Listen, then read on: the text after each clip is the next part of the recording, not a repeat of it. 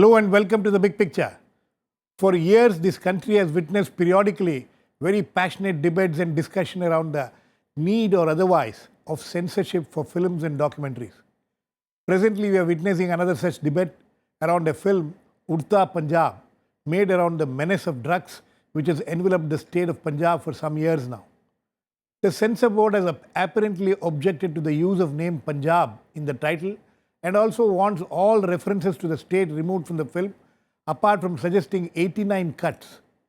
The problem for the filmmakers, according to them, is that there is no written order and they have approached the Bombay High Court seeking written orders of the CBFC. Meanwhile, the controversial censor board chairman, Pahlaj Neelani, has accused one of the film producers, Anurag Kashyap, of having taken bribes from Aam Aadmi Party to make the film and show Punjab in poor light. While the controversy over this film turns uglier, the larger question of whether India should still have a censor board and how it should function even if it continues needs to be discussed. We will look at the present controversy and also the larger issue with S.Y. Qureshi, a former Director General of Doordarshan and also former Chief Election Commissioner of India, Shazia Ilmi, Member Film Certification Appellate Tribunal, Dr. Kaushik Bhaumik, Associate Professor, School of Arts and Aesthetics at the JNU, and Shubhra Gupta, Film Critic at the Indian Express. Welcome to all of you. Shubhra, what is this whole controversy about in briefly? I think you pretty much summed it up in your introduction. It's basically about a body, which is the film certification body, which I have been part of. I have been part of the CBFC and I know a little bit about how it functions. So it is about a film that comes to the CBFC for certification, without which a film cannot be shown in theatres. Udta Punjab in specifically has come up against. The first committee has said something, the second committee has said something, everyone's talking about the numbers of cuts and the filmmakers are saying we haven't actually got anything in writing. No, 1 second. Sorry to intervene. You're saying that one committee said something, second committee. So is it normal that a film goes through these different committees? Yes, it is. This is the thing that most people do not realize, is that there are many levels to a film being certified. All films? All films, no, not all necessarily.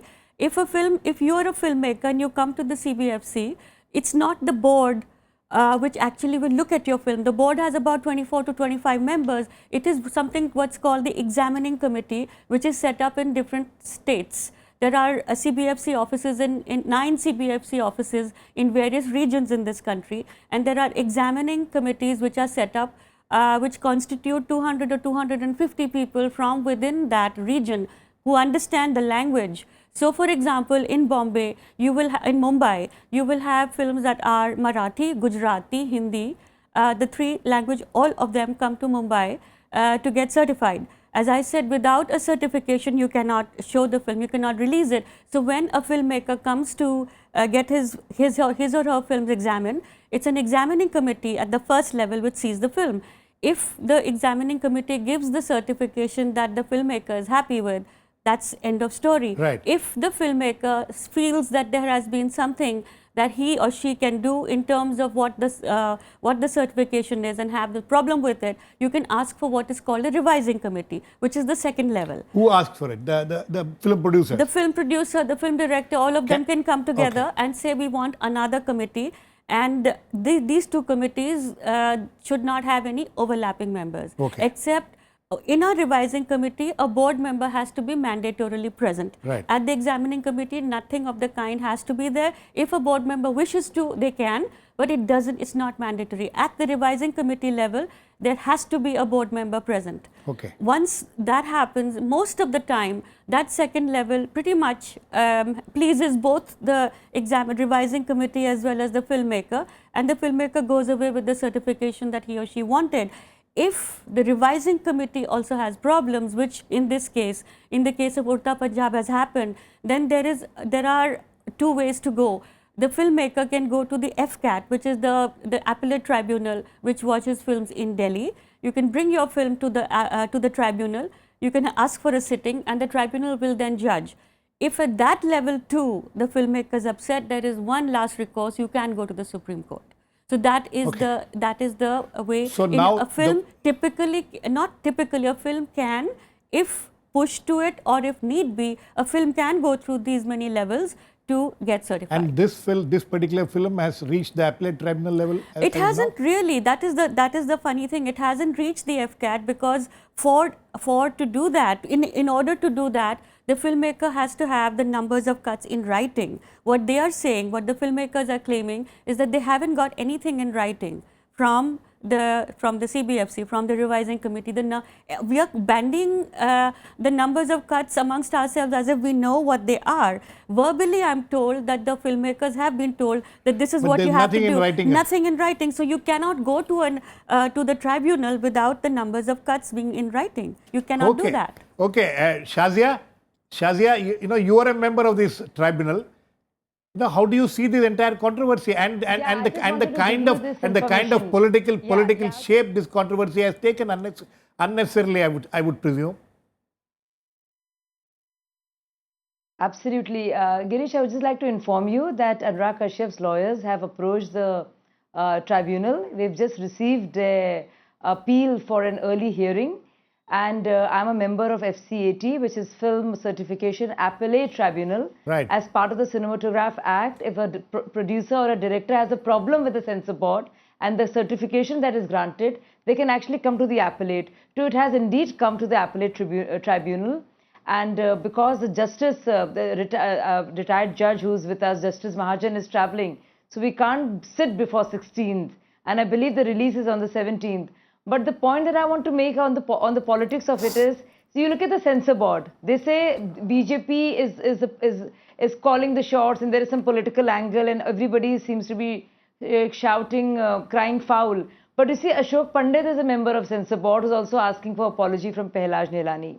The appellate tribunal is very much a government-appointed body, and has very often has a very different opinion. If you see the Raj judgments, has had a very different opinion and a different way to issue certification, unlike censor board. So these are independent bodies with FCAT is a very small body. It only has 4 members and a judge as a chairperson. So it has just come to tribunal. Yes, it's a fact. Many more films are coming to the tribunal than ever before. But That's because the interesting. filmmakers have a recourse and they believe in it, is the reason that they are coming to the tribunal. No, that's interesting. But the point which you made, I'll come back to you. But Mr. Qureshi, you have been a Director General of the Doordarshan. I'm sure you're familiar with these kind of problems which the filmmakers have faced in your own capacity as Director General Doordarshan, having to show the films on television and all that. But I'm sure you have an opinion on this. How do you look at this entire the present controversy and the larger picture?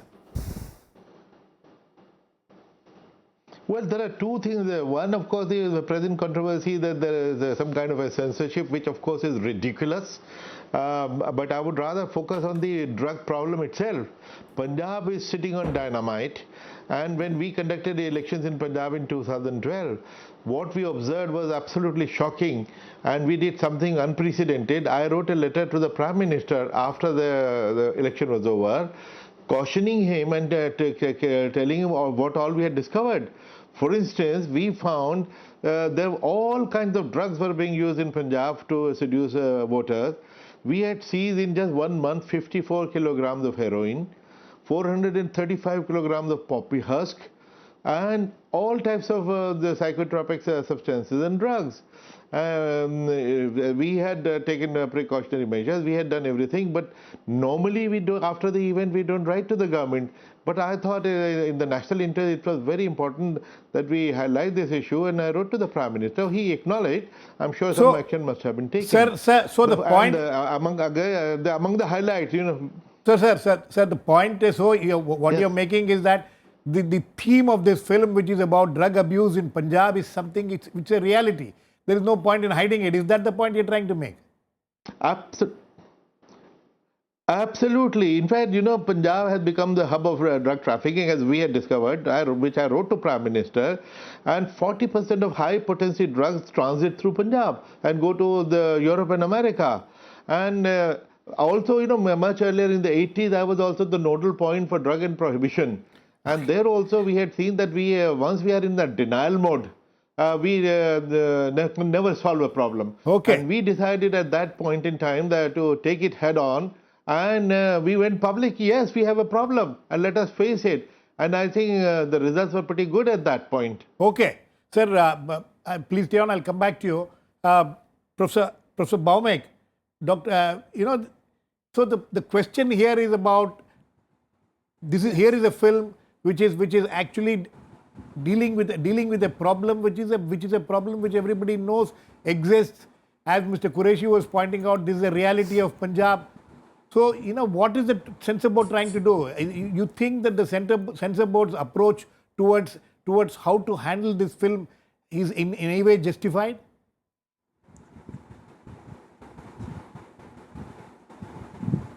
I think it's an absurd kind of situation that has arisen. Well, there have been films. There have been films on drugs which have been given certification before. If it comes to violence and expletives, then we have had films about particular regions which have been given certification before. So all the reasons being given by the censor board for censoring this film in particular, are absurd as far as precedence is concerned. So I don't see any reason for censoring this film in particular. Now, if there are particular political pressures for censoring this film in a particular manner, I'm not, people are saying a lot of things. That I think is, of course, extremely dubious and should not be allowed to happen. Okay, Shazia? Hello? Yeah. Shazia, the question is, why has it taken a political shape? Here is the censor board chairman making an accusation against one of the producers of the film, saying that he has taken money, has taken a bribe from a political party to make a film. Isn't this absurd? Instead of dealing with the film on its merit, making these kind of allegations by the chairman of the censor board. How do you, you as an appellate tribunal member, how are you going to deal with this film now? Yeah, no, really, Mr. Nihalani must speak for himself, and I really feel that we must, when we are members of a tribunal or a film certification or any independent body, we must respect and honor the sanctity of that institution or that body, and really judge everything that comes to it by its merit, and not be colored subjectively at all. That is the whole idea. It might even offend my personal sensibilities, but as long as there is creativity and expression in that work of art, and it is not creating any havoc or offending sensibilities at a deep level, or is inflammatory in nature, the mandate is to be liberal, to allow for the creative license to prevail, and also be responsible for purposes of mass viewing. So I do feel it has taken unnecessarily a political color, which is very unbecoming, I would add. I am glad, I appreciate that you are making such a frank statement, because this film is going to come before you, and you will have to take a call on that. Shubhra, why is it got so politicized? Have you seen any film getting so politicized? Have you had any occasion in the past, as a film critic, you must have known, you must be knowing that the title of the film itself needs to be changed? Oh yes, this is not the first time that a film's title has created so much controversy. There is, in our country, everything, we are very quick to take offense. Everybody is outraged at the drop of a hat. You can call anybody anything, and you can be sure that the next morning you will have 300 people talking about how that is not allowed, that cannot be done. There was a film called Billu Barber, which could not be used the full thing, because they had to drop the word barber, because the community, it offended somebody. It offended somebody. Then there are many films like this which have created so much controversy, not just the title. You cannot name names. You cannot name political parties. You can't have names of places. It's only, like I said, I've been saying this till I go blue in the face, the CBFC is not a body which should be censoring. it is a certification body, which means that it can actually, a film that comes to the CBFC at any level, the mandate is to decide what category of viewers is it okay for viewing? Is it for below 12? Is it for 12 to 18, or is it 18 and above? That is what it's at. And when it comes to children below 12, I become a Nazi and I say no, we must not allow. The only time I'm okay with the word allow is when children below 12 are affected. That is the only time when a filmmaker insists that they need a U certificate, and there is questionable content in that. When I was a member and films that came up, in front of us, we did have those kinds of, we brought that up with the filmmaker. We had a dialogue, and the filmmaker then decides whether they want to keep what it is and to have a certification which is not universal. If anything that is over that, then it is the job of an 18-year-old to decide whether he or she wants to watch the film. You want to censor, the viewer will censor the film. Yeah, exactly. I The think you viewer made will censor. The viewer does not like the film No, on you its have own made a- merits. You will not buy that ticket. Absolutely. You made a very important point there. Mr. Qureshi, this is the larger issue. Is this a censor board, or is it a board to certify films? This discussion has been on for some time, but do you think that a time has come when we need to take a call on this? Well, I actually agree. I'm not an authority on the subject, but what I've been hearing in the debate for the last 2-3 days, this is emphasized clearly that this is a certification board. And what the speaker just before me has very clearly explained is certificate. It used to be called censor board in our time when I was also DG. It used to be censor board. Now it is film certification. And to start banning it because the name of a state is mentioned, which is sitting on dynamite, I think it is behaving like an ostrich. Absolutely. Dr. Baumek, this larger issue of whether we should have a censor board at all, and now that the board, now that it has been renamed as a Central Board of Film Certification and not as a censor board, isn't it time now for us to think about this seriously? And what about the Benegal Committee report?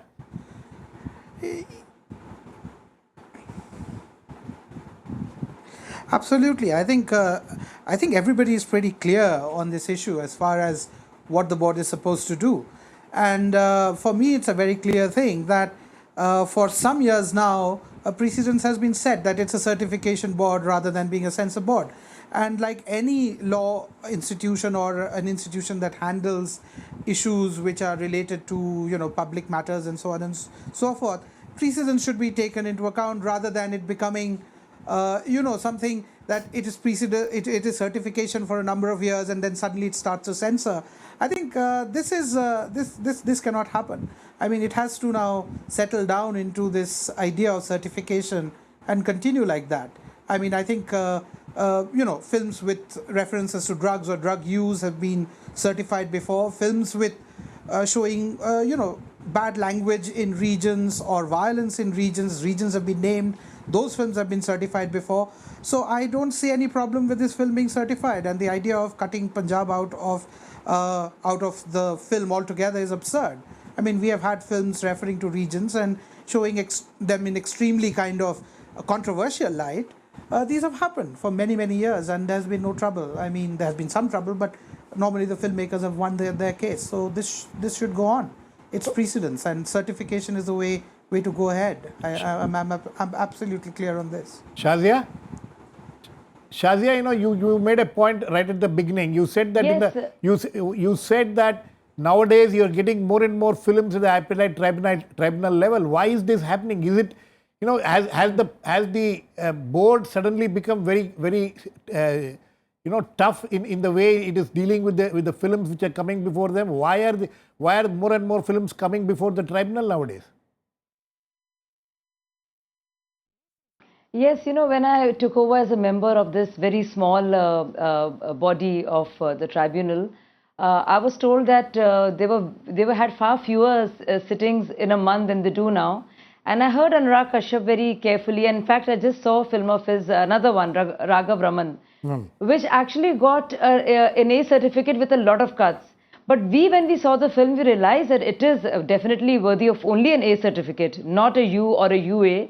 But there was no need for those cuts whatsoever. So the job of this appellate tribunal is only to step in when there is a dispute over certification. Not over. Nothing else. Nothing Certification and the kind of certification. No, 1 second. Exactly. No, 1 second. So Shazia. I do think that. Shazia, I 1 do second. think- Shazia, 1 second. Yes. So that does it mean that that your tribunal cannot recommend any more cuts in the film, or no? What is the job of your tribunal? The job of the tribunal is to hear the dispute between, it's an appellate tribunal. So whenever there's a dispute between the censor board and the producer/director, it comes to the appellate tribunal if they so want to. Anurag Kashyap came to us just 2 weeks back with his film Raghav Raman, and just today he asked for an early hearing of this film, questioning the censor board's decision to have all those cuts. So appellate tribunal has every right to look into the certification and also do away with the cuts that have been suggested by the censor board, as it has done earlier. Okay. Many times. If you look at Prakash Jha's film, I'll give you an example. Last film was Prakash Jha. I was not member of the appellate tribunal at that point of time, but I've studied it and I know what the hearing was. Now, the suggestion was for it to have many cuts because it had a lot of expletives. But when and Prakash Jha came to the appellate tribunal. The appellate tribunal had a more liberal, responsible indeed, but a more liberal take. And the film was allowed a UA certificate, and not too many cuts at all. And so it was done away with. So a lot of filmmakers feel and seek refuge in yet another body, the appellate tribunal, Okay. before they seek the door of the judiciary, so to speak. Okay. Shubhra, does the chairperson of the board make a difference? Because what Shazia is saying, that there are more and more films coming up to the tribunal level. Is there a problem there? Because we have seen when certain other chairpersons were there of this CBFC, we didn't find too many controversies during their tenure. Suddenly, certain members, certain chairpersons, there are more controversies. I would say that all certification tenures and all films, the controversy is part of the game. But yes, I do agree, in the last 2 years, there has been a lot more clamping down on things that we had actually, filmmakers had actually started taking for granted. In the last just before the 2 years, the 6 or 7 years before that, there had been a slow and gradual loosening of this kind of we must not allow. So more liberal approach. Yeah, definitely more liberal approach in film, and particularly, as Shazia says, on filmmakers who are very clear that they do not want any other certification other than an adult certificate, right? So as adults, I will give you that respect that you can decide what you want to watch. How can I arrogate to myself the power of telling you, as an adult, I will ask you for your vote, I will ask you to get married and to procreate, to have children, but I will turn around and say, but you cannot watch this. How ridiculous is that? And the other thing I wanted to make, then we are talking about, when we talk about our cinema, we say that, Bollywood, they only make film that they set in La La Land. Why don't they set it in real places? Why don't we talk about names? And when filmmakers have actually gingerly, tenuously started to do that, and it had started to happen. Yes. There have been names mentioned, there have been surnames attached. There was a time in the 60s and the 70s when heroes were only called Rajesh. Exactly. There were no surnames, okay? Exactly. The surnames have only started to come in the last 10 years. Right. Names have started being mentioned. Now we are going back into the dark ages when we are saying we can't name names. What kind of, we're talking about reality, then we are going right back to the, to the time when we had to do away with all kinds of specifications. Why? Should we go make, films in the ether? What should happen? What is the alternative to not naming names? Think about it. I would ask people, I would urge them to really think about it. If not just with this film, with any film, with anybody has a problem, where do you take it? Do you then become this a crowd pleaser without any kind of angularities, any specificities? What happens? And dealing with problems, on its face. Problems, social issues. Absolutely. We talk about our cinema, being irresponsible, not taking. The moment issues come along, everybody then goes up in smoke and say, how can we do that? Exactly. Why are you going to wish away So here is a drugs from Punjab if you don't call it Punjab? Exactly. And somebody has rightly mentioned that if this film is called Udta Timbuktu, would it make any difference?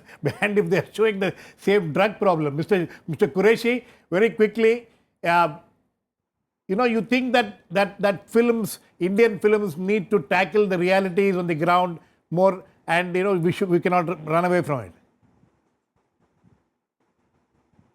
Of course. In fact, the film is a very popular, very powerful medium. It should be used very effectively. And I find the situation very ridiculous. Tomorrow you will say that you can make a film on a drug problem in Punjab, so long as you don't mention Punjab and you don't mention drug. So how do you make a film? Okay, sir. I think on that note we need to end. Shazia, I know you have a tough job on hand. I wish you all the best, and I wish that your appellate tribunal will take a decision, and a good decision on the matter. Thanks to all my guests. Please keep watching. We'll come back with another issue in the big picture same time tomorrow.